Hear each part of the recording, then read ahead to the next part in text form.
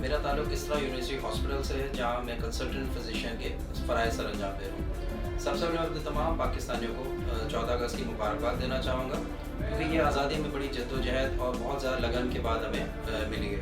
इसलिए हम सबका एक फ़र्ज़ है कि हम एक ज़िम्मेदारी पाकिस्तान के तौर पे अपनी जो है ज़िम्मेदारी फ़राइज़ सर अंजाम दें, ताकि हम इस मुल्क को और आगे लेके जाएँ, उसकी तरक्की में अपना किरदार अदा करें। ये 14 अगस्त हमारे जो दूसरी 14 अगस्त जो गुजरी हुई हैं उनसे बिल्कुल मुख्तलिफ है।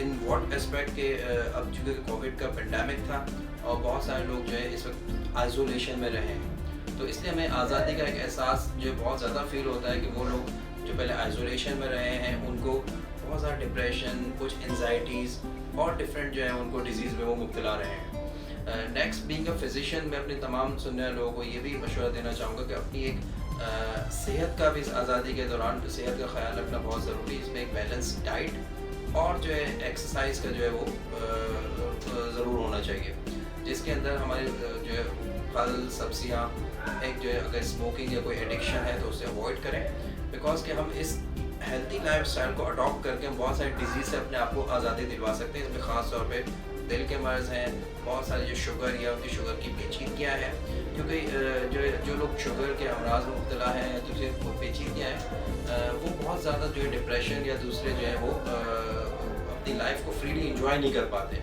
तो एक आज़ादी का जो एहसास है वो उनके अंदर बहुत ही मिसिंग होता है। तो ज़रूरी है कि हम अपनी खुराक को, अपनी लाइफ स्टाइल को बहुत अच्छा अडॉप्ट करें, ताकि अपनी लाइफ को एक बैलेंस ले।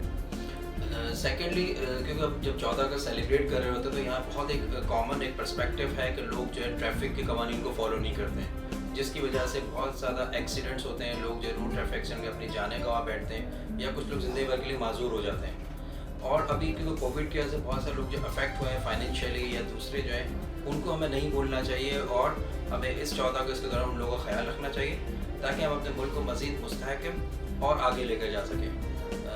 तो ये मेरा एक मैसेज है आप तमाम लोगों के लिए। पाकिस्तान जिंदाबाद, खुश रहें, आबाद रहें और हमारे मुल्क को और आगे लेके जाएं। शुक्रिया।